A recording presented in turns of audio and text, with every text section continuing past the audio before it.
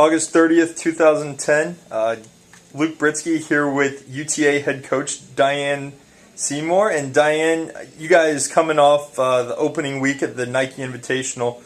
Two very close matches against Miami, Florida, and Wichita State. Let's start with the first one, which was Miami. You guys came out, won the first two sets, and then let's start there. What happened in those first two sets? Well, we really came out with a lot of energy, especially being on the road in your first match. Older teams seemed to be very excited to get out there and compete against somebody different. So it was very refreshing to see that we didn't seem nervous. We seemed anxious to compete, against someone else. So I was very pleased with the energy level we had, and we played pretty good volleyball in those first two sets as well. And then the third set kind of got away from you a little bit there. But set four, you guys had Miami against the ropes. Seemed like had a chance to kind of close out the match a little bit. How did you put yourselves in that position? Well, they bounced back from that third set. In volleyball, that's why you play 3 out of 5, right? And the ball can bounce either way, and you can ride a roller coaster through the whole thing. And we hope we settle down a little bit. But we bounced back from that third set, and again got back to the energy level and confidence I think that we saw in the first two sets out of them. Looks to me like our outside hitters might have run out of gas a little bit in that fourth one, but you're definitely right. We had a chance to put Miami away and didn't do so. A couple of positive things to come out of that game or that match, I thought. So your outside hitters obviously were exceptional in that game. Yeah, it's refreshing to see that we have a couple of kids that are very athletic in the outside hitter position, and they can get up and touch 10 foot, which is the level they need to be at for us to compete with the Miami, Wichita States, Oklahoma. So, definitely a good sign for an Elda Coswatuka who has not played extended amount of time with us yet. She's been the kind of kid that comes in off the bench for us a lot, but hasn't settled into a starting role really until now. And she maintained a high level of competitiveness and an ability to get up and hit the ball and put it away for us all weekend. So that's a good sign. Also, you have to reflect on Tara as well. She had a great season last year, and that never indicates that you're going to continue to have a great career necessarily. It's like the quote says, past successes don't guarantee future success, type thing. But it was refreshing to see that Tara's coming back and seems to be hitting on all cylinders right where she left off last fall. And then Bianca Sauls very nearly recorded the first triple-double that you guys had since 2007. Yeah. She just played a strong overall game, it seemed. Yeah, she did. She had a very good weekend. I don't think her hitting percentage necessarily reflects how well she played, nor her kill production. She would say that.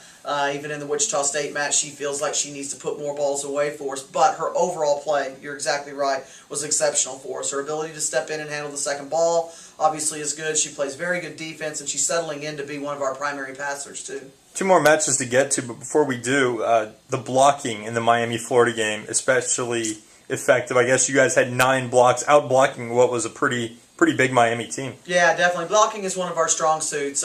We hopefully that'll continue throughout the year because you're right. If you're able to out-block a team with the size of Miami, then things in the Southland Conference ought to be pretty good too. And then, what to say about the Oklahoma match? There wasn't too much to say, I guess, but I guess what you take out of that was your team bounced back against Wichita State and really, I thought, showed a lot of character there. Yeah, absolutely. It was disappointing to come back, to the OU match after the 5-gamer with Miami and just play really flat. And I'll tell you the same thing I told them. There's not a lot of positive to say about that match. But it's like you said there, the thing that we learned from this is that we're able to bounce back from disappointment and, get back up to a better intensity level against the Wichita State.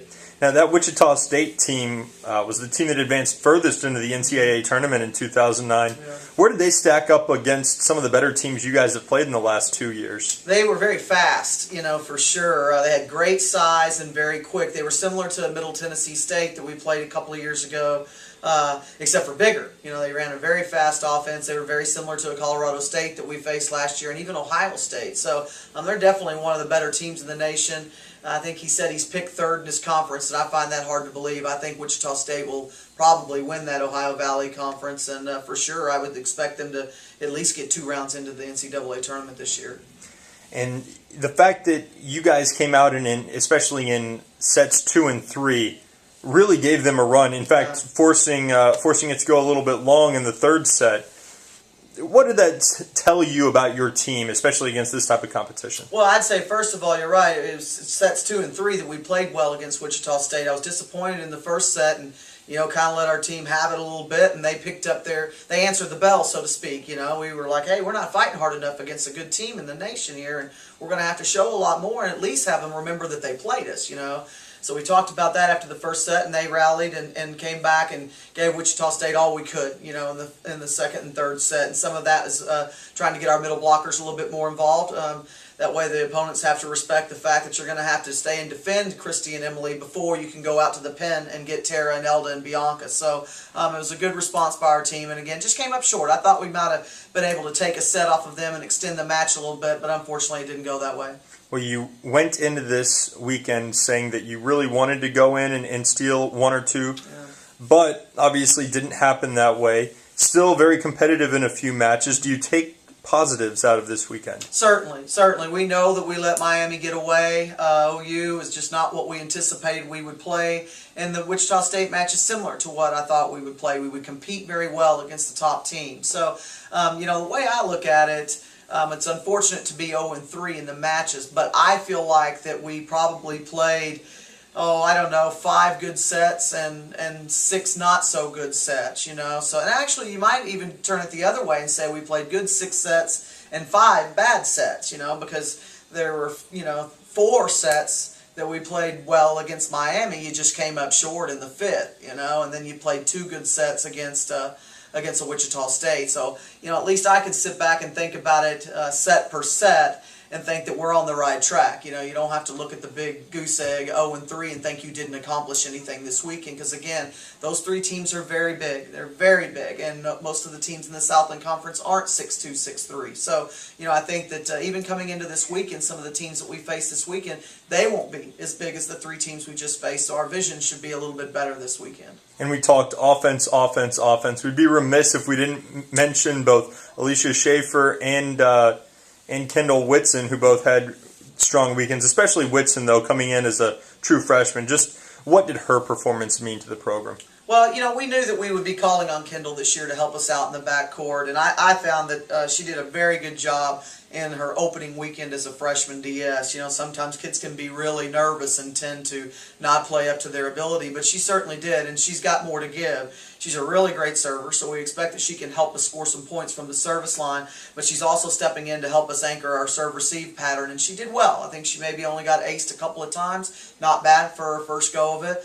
She's able to learn a lot with an Alicia Schaefer back there as well, who plays with a high amount of energy all the time, and hopefully some of that rubs off on Kendall for sure. And then I think on the defensive front too, you have to recognize that Bianca and Reagan dug a lot of balls back there too in the backcourt. So, defensively we want to improve, but obviously with Alicia and Kendall kind of anchoring what our defense is going to be back there, we feel like we're in good shape.